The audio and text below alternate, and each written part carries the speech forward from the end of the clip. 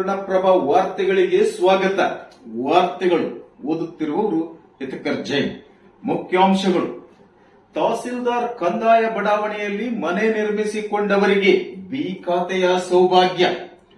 B ಖಾತೆ ಮಾಡಿಸಿಕೊಳ್ಳಲು 6 ತಿಂಗಳ ಅವಧಿ ವಿಸ್ತರಿಸುವಂತೆ ಸರ್ಕಾರಕ್ಕೆ ಕಾಂಗ್ರೆಸ್ ಮುಖಂಡ ಕೆ ಸಿದ್ದಪ್ಪನವರ ಆಗ್ರಹ.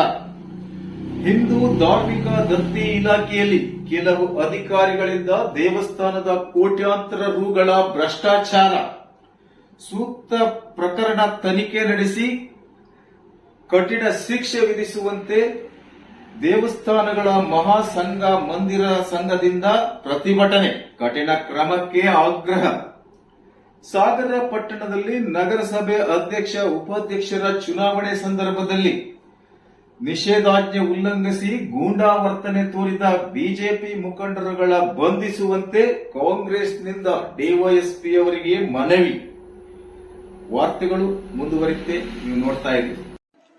ಕರ್ನಾಟಕ ರಾಜ್ಯದಲ್ಲಿ ಹಲವು ವರ್ಷಗಳಿಂದ ತಹಸೀಲ್ದಾರ್ ನೋಂದಾಯಿತ ಮತ್ತು ಕಂದಾಯ ಬಡಾವಣೆಗಳಲ್ಲಿ ಮನೆ ಕಟ್ಟಿಕೊಂಡವರಿಗೆ ನಿವೇಶನ ಖರೀದಿಸಿದವರಿಗೆ ಮುಖ್ಯಮಂತ್ರಿ ಬಿ ಖಾತೆಯ ಸೌಭಾಗ್ಯ ನೀಡಿದ್ದಾರೆ ಎಂದು ಅಸಂಘಟಿತ ಕಾರ್ಮಿಕರ ತಾಲೂಕು ಕಾಂಗ್ರೆಸ್ ಘಟಕದ ಅಧ್ಯಕ್ಷ ಕೆ ಸಿದ್ದಪ್ಪನವರು ತಿಳಿಸಿದರು. ಅವರು ಇಲ್ಲಿನ ಪತ್ರಿಕಾ ಭವನದಲ್ಲಿ ಸುದ್ದಿಗೋಷ್ಠಿಯಲ್ಲಿ ವಿವರ ನೀಡಿ, ಇಂಥ ಬಡಾವಣೆಗಳ ಮನೆ ನಿವೇಶನ ಖರೀದಿಸಿದವರಿಗೆ ಖಾತೆ ಮಾಡಿಕೊಳ್ಳುತ್ತಿರಲಿಲ್ಲ. ಲಕ್ಷಾಂತರ ರು ಕೊಟ್ಟು ನಿವೇಶನ ಮನೆ ಖರೀದಿಸಿದವರು ಹಕ್ಕುಪತ್ರ ಪಡೆಯಲಾಗದೆ ಸರ್ಕಾರಿ ಸೌಲಭ್ಯ ಸಿಗದೆ ಅತಂತ್ರ ಸ್ಥಿತಿಯಲ್ಲಿದ್ದರು. ಈ ಬಗ್ಗೆ ನಾವು ಸಾರ್ವಜನಿಕರ ಸಮಸ್ಯೆಯ ದನಿಯಾಗಿ ಸುಮಾರು 25ಕ್ಕೂ ಹೆಚ್ಚು ಬಾರಿ ಮುಖ್ಯಮಂತ್ರಿ, ಉಪಮುಖ್ಯಮಂತ್ರಿ, ಪೌರಾಡಳಿತ ಸಚಿವರನ್ನು ಕಂಡು ಸಮಸ್ಯೆ ಕುರಿತು ಗಮನ ಸೆಳೆದಿದ್ದೆವು. ಬಿ ಖಾತೆ ಮಾಡಿಕೊಡುವಂತೆ ಒತ್ತಾಯಿಸಿದ್ದೆವು. ಇದೀಗ ನಮ್ಮ ಸಂಘಟನೆ ಪ್ರಯತ್ನ ಫಲವಾಗಿ ಫಲಾನುಭವಿಗಳಿಗೆ ಬಿ ಖಾತೆ ಮಾಡಿಕೊಡುವ ಸೌಭಾಗ್ಯ ದೊರೆತಿದೆ. ಇದರಿಂದ ಮುಖ್ಯಮಂತ್ರಿಗಳಿಗೆ, ಕರ್ನಾಟಕ ಸರ್ಕಾರಕ್ಕೆ ಕೃತಜ್ಞತೆ ಸಲ್ಲಿಸುತ್ತೇನೆ ಎಂದರು. ಸಾಗರದಲ್ಲಿ ಕಳೆದ 15/7/2023 ನಡೆದ ಶಿಕ್ಷಣ ಸಚಿವ ಮತ್ತು ಮಧು ಬಂಗಾರಪ್ಪನವರಿಗೆ ತಹಸೀಲ್ದಾರ್ ಬಡಾವಣೆಯಲ್ಲಿ ವಾಸಿಸುವವರ ಸಮಸ್ಯೆ ಮನವರಿಕೆ ಮಾಡಿಕೊಡಲಾಗಿತ್ತು. ಅವರು ಮನವಿಯನ್ನು ಸೂಕ್ತ ಕ್ರಮಕ್ಕೆ ವಿನಂತಿಸಿ ಪೌರಾಡಳಿತ ಸಚಿವರಿಗೆ ಪತ್ರ ಬರೆದಿದ್ದರು. ಪೌರಾಡಳಿತ ಸಚಿವರಿಂದ ಕ್ರಮ ಕೈಗೊಂಡ ಬಗ್ಗೆ ನಮಗೆ ಮಾಹಿತಿ ಬಂದಿತ್ತು. ಖುದ್ದಾಗಿ ಬೆಂಗಳೂರಿನಲ್ಲಿ ಭೇಟಿ ಮಾಡಿ ಮನವಿ ಸಲ್ಲಿಸಿ ಮನವರಿಕೆ ಮಾಡಿಕೊಟ್ಟಿದ್ದೆವು. ಇದಕ್ಕೆ ಶಾಸಕ ಗೋಪಾಲ್ ಕೃಷ್ಣ ಬೇಳೂರು ಸಹಿತ ಸೂಕ್ತವಾಗಿ ಸ್ಪಂದಿಸಿ ನಮ್ಮ ಮನವಿ ಮೇಲೆ ಸರ್ಕಾರದ ಮೇಲೆ ಒತ್ತಡ ತಂದಿದ್ದರು.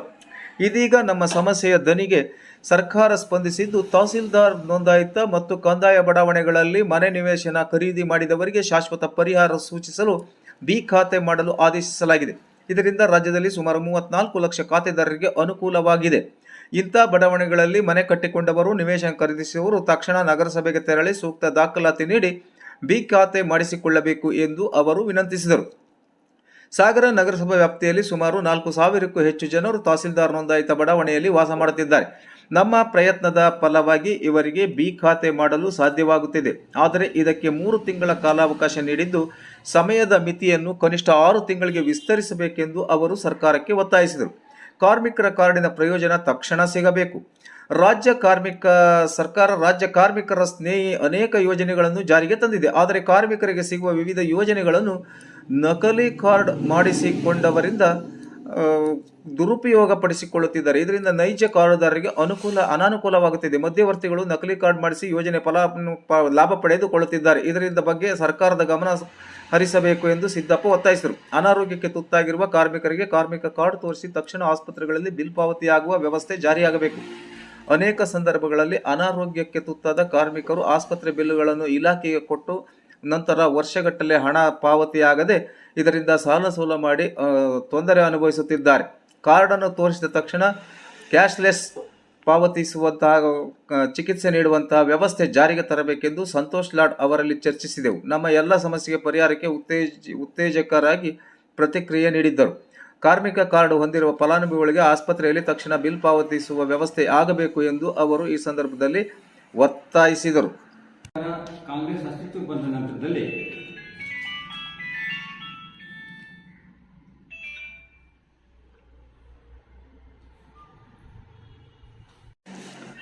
ಕರ್ನಾಟಕ ಹಿಂದೂ ಧಾರ್ಮಿಕ ದತ್ತಿ ಇಲಾಖೆಯಲ್ಲಿ ಕೆಲವು ಅಧಿಕಾರಿಗಳಿಂದ ದೇವಸ್ಥಾನದ ಕೋಟ್ಯಾಂತರ ರೂಪಾಯಿಗಳ ಭ್ರಷ್ಟಾಚಾರ ಮಾಡಿರುವ ಪ್ರಕರಣ ಖಂಡಿಸಿ ಮತ್ತು ತಪ್ಪಿತಸ್ಥ ಅಧಿಕಾರಿಗಳ ವಿರುದ್ಧ ತುರ್ತು ಕಠಿಣ ಕ್ರಮ ಕೈಗೊಳ್ಳುವಂತೆ, ಅಂತಹ ನೌಕರರನ್ನು ವಜಾಗೊಳಿಸುವಂತೆ ಆಗ್ರಹಿಸಿ ಕರ್ನಾಟಕ ಮಂದಿರ ಮಹಾಸಂಘದಿಂದ ಧಾರ್ಮಿಕ ದತ್ತಿ ಇಲಾಖೆಯ ಸಚಿವರಿಗೆ ಸಾಗರ ಉಪವಿಭಾಗಾಧಿಕಾರಿಗಳ ಮೂಲಕ ಮನವಿ ಸಲ್ಲಿಸಲಾಯಿತು.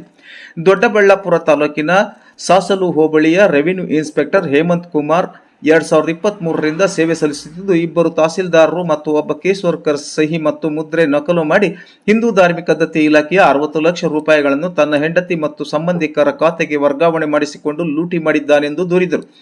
ರಾಯಚೂರು ಜಿಲ್ಲೆಯ ಲಿಂಗಸೂರಿನ ತಹಸೀಲ್ದಾರ್ ಕಚೇರಿಯ ದ್ವಿತೀಯ ದರ್ಜೆಯ ಸಹಾಯಕ ಯಲ್ಲಪ್ಪ ಈತ ತನ್ನ ಹೆಂಡತಿ ಹಾಗೂ ಮಕ್ಕಳ ಹೆಸರಿನಲ್ಲಿ ನಕಲಿ ಬ್ಯಾಂಕ್ ಖಾತೆ ತೆರೆದು ಧಾರ್ಮಿಕ ದತ್ತಿ ಇಲಾಖೆಯ ಅಡಿಯಲ್ಲಿ ಬರುವ ದೇವಸ್ಥಾನಗಳ ಅರ್ಚಕರಿಗೆ ಮೀಸಲಿಟ್ಟ 1,87,86,561 ರೂಪಾಯಿಗಳನ್ನು ಅಕ್ರಮವಾಗಿ ವರ್ಗಾವಣೆ ಮಾಡಿಕೊಂಡು ಕೋಟ್ಯಾಂತರ ಹಣವನ್ನು ಲೂಟಿ ಮಾಡಿದ್ದಾನೆ ಎಂದು ದೂರಿದರು.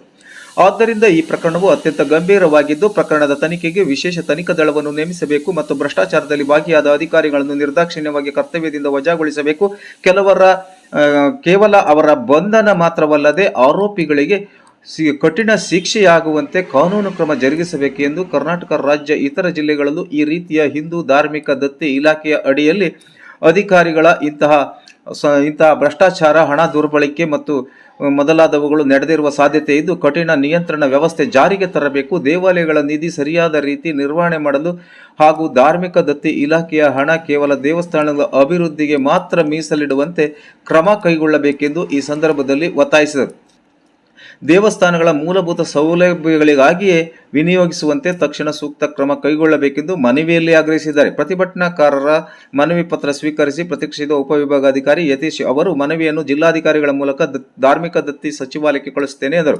ಈ ಸಂದರ್ಭದಲ್ಲಿ ಕರ್ನಾಟಕ ಮಂದಿರ ಮಹಾಸಂಘದ ಸದಸ್ಯರುಗಳಾದ ವಿವಿಧ ದೇವಸ್ಥಾನಗಳ ಸಮಿತಿ ವಿಶ್ವಸ್ತರು ಸದಸ್ಯರುಗಳು ಶ್ರೀಪಾದ್ ಜೆ ಬಂಗಾರೇಶ್ವರ, ಎಂ ಶಂಕರಾಚಾರ್ಯ, ರಮೇಶ್ ಆಚಾರ್ಯ, ಭೋಜಪ್ಪ ಗೌಡರು, ಆರ್ ಕೃಷ್ಣ, ಸಿ ಮಂಜುನಾಥ್, ಅರವಿಂದ್ ರಾಯ್ಕರ್, ಮೋಹನ್ ಶೇಟ್, ರಾಮಚಂದ್ರ, ನೇಮರಾಜ, ಸೂರ್ಯನಾರಾಯಣ, ರಾಘವೇಂದ್ರ, ಆನಂದ, ರತ್ನಾಕರ್ ಶೇಟ್, ಕೃಷ್ಣ ಶೇಟ್, ಮಂಜುನಾಥ್, ಜಗನ್ನಾಥ್ ಶೇಟ್, ಸೀತಾರಾಮ್ ಕುಂಟಗೋಡ್ ಮೊದಲಾದವರು ಉಪಸ್ಥಿತರಿದ್ದರು. ಕೇವಲ ಸಾಗರ ಮಾತ್ರ ಅಲ್ಲ, ಇಡೀ ರಾಜ್ಯದಾದ್ಯಂತ ಎಲ್ಲ ತಾಲೂಕುಗಳಲ್ಲೂ ಇದು ನಾವು ಪ್ರತಿಭಟನೆ ಮಾಡ್ತಾ ಇದ್ದೇವೆ. ಎಲ್ಲರಿಗೂ ಕೂಡ ಧನ್ಯವಾದಗಳು. ಮಾಡುವಂತ ವಿಚಾರಗಳು ಈಗಾಗಲೇ ಬೆಳಕಿಗೆ ಬರ್ತಾ ಇದೆ. ಈಗಾಗಲೇ ಅದು ಇದನ್ನು ಹೇಳಬೇಕು ಅಂತ ಹೇಳಿದ್ರೆ, ಹಿಂದೂ ಧಾರ್ಮಿಕ ದತ್ತಿ ಇಲಾಖೆಯೊಳಗೆ ಲೂಟಿ ಮಾಡ್ತಿರೋದು ಇತರೆ ಬೇರೆ ಧರ್ಮದವರಲ್ಲ, ಹಿಂದೂ ಧರ್ಮದವರೇ ಈ ಲೂಟಿ ಮಾಡ್ತಾ ಇದೆ. ಇದು ಎಷ್ಟು ಮಟ್ಟಿಗೆ ಸರಿ ಇದೆ? ಮುಂದಿನ ದಿನಗಳಲ್ಲಿ ಇಂಥ ಕೆಲಸಗಳು ಆಗಬಾರ್ದು, ದೇವಸ್ಥಾನದ ಅಭಿವೃದ್ಧಿಗಳು ಆಗಬೇಕು ಅನ್ನೋದು ನಮ್ಮೆಲ್ಲರ ಬಯಕೆ.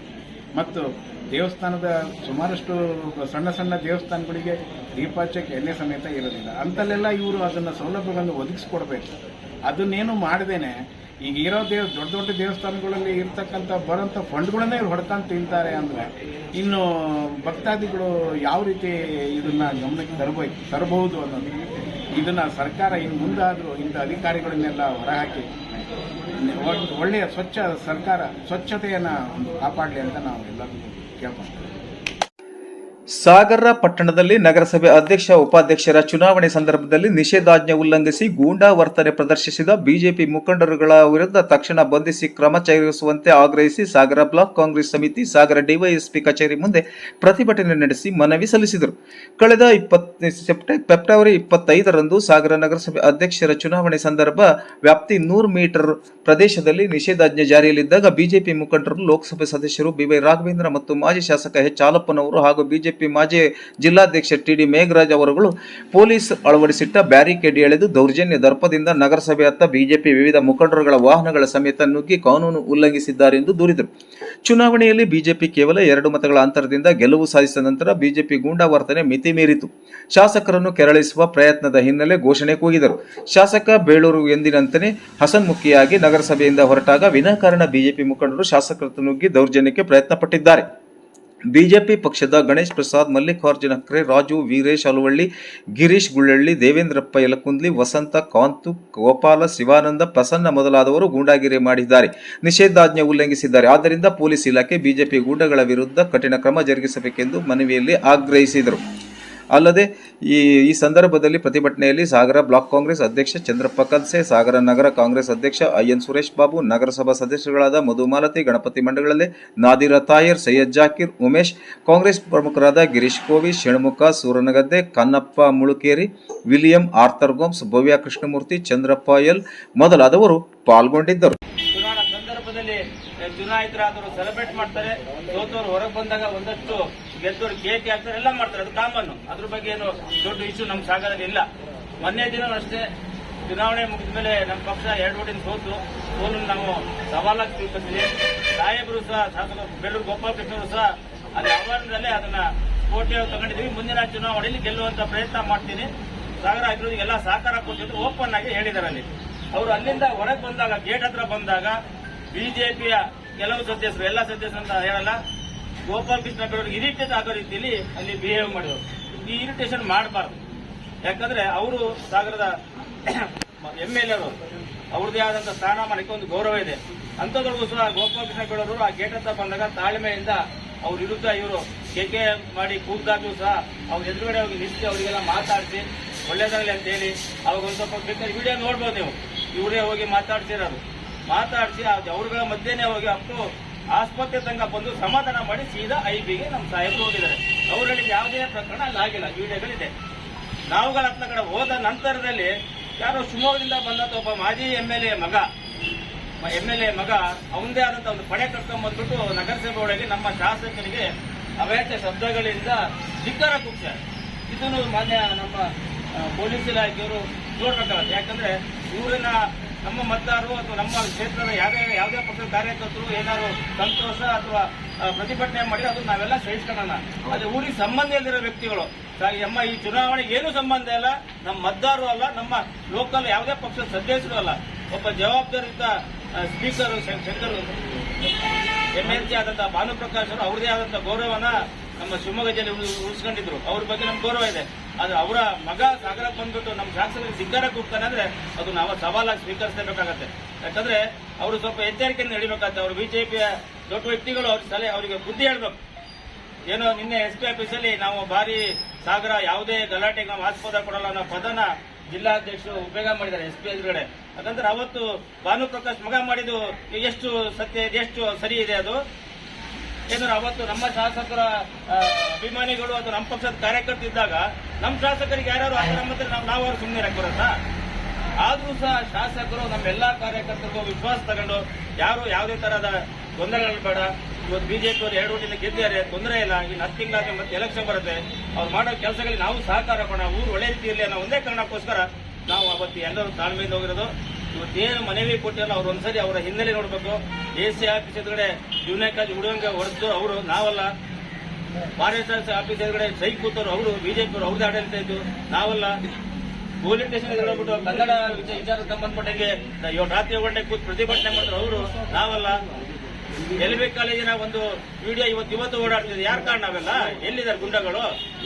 ಅದೆಲ್ಲ ಆಲೋಚನೆ ಮಾಡದೆ ಊರಿನ ಕಟ್ಟೋ ವಿಚಾರದ ಆಲೋಚನೆ ಮಾಡಬಿಟ್ರೆ ಶಾಸಕರಿಗೆ ಟಾರ್ಗೆಟ್ ಮಾಡಿ ಈ ತರ ಕಂಪ್ಲೇಂಟ್ ಕೊಡುವಂತ ಸಣ್ಣ ಕೆಲಸಕ್ಕೆ ಯಾವತ್ತು ಹೋಗ್ಬೇಡಿ. ರಾಜಕೀಯ ಇವತ್ತು ಇರುತ್ತೆ, ನಾಳೆ ಹೋಗುತ್ತೆ. ಅದು ಇದ್ದಂತ ಸಂದರ್ಭದಲ್ಲಿ 4 ಜನಕ್ಕೆ ಗೌರವ ಕೊಡುವಂತ ಕೆಲಸ ನೀವು ಮಾಡಿ.